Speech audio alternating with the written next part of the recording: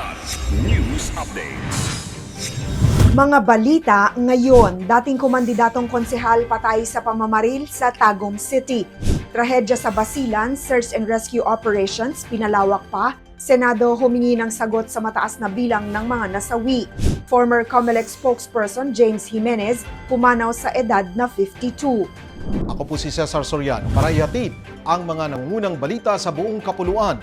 Ngayon, Patay ang isang dating kumakandidatong konsehal matapos itong pagbabarili ng mga hindi patukoy na suspect na sakay ng isang motorsiklo sa barangay Magugpo East, Tagum City kahapon ng umaga, January 28. Kinilala ang biktima na si Lester Payot Guzman na dating empleyado ng City Hall at residente ng nasabing lugar.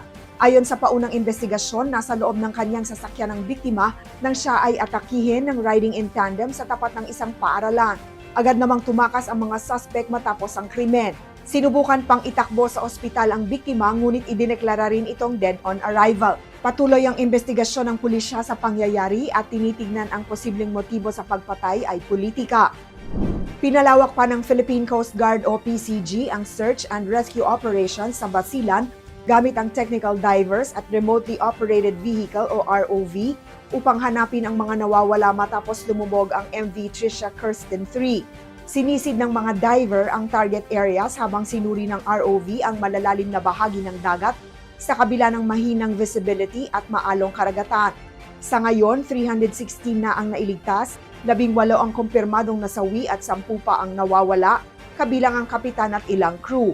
Kasabay nito, ipinag-utos ng Department of Transportation o DOTR ang pag-ground sa buong passenger fleet ng Allison Shipping habang nagpapatuloy ang safety audit. Sa Senado naman, hiniling ni Senator Raffy Tulfo, chairman ng Committee on Public Services, sa Marina ang isang detalyadong ulat kung bakit mataas ang bilang ng nasawi kabilang ang posibleng kakulangan sa life vests at tulong ng crew. Patuloy ang investigasyon ng mga otoridad upang matukoy ang pananagutan at sanhi ng trahedya. Pumanaw na sa edad na 52 si dating Commission on Elections o COMELEC spokesperson James Jimenez. Itong pagkukumpirma kahapon, January 28 ng COMELEC sa isang pahayag. Nagsilbi rin si Jimenez bilang Director 5 ng Education and Information Department ng Komisyon. Siya rin ang pinakamatagal at pinakabatang tagapagsalita ng COMELEC mula noong July 2006 hanggang September 2022. Inilarawan si Jimenez bilang lingkod sa institusyon at sa mga mamamayang Pilipino ng may integridad, kalinawan at dedikasyon. Noong September 2022 nang nag-early retirement si Jimenez dahil sa usaping pangkalusugan at personal na dahilan. Para sa Kidlat News Channel, ako si Rosalyn Sinchonco, nag-uulat. ako po si Cesar Soriano, kasama nyo sa bawat pagputok ng balita.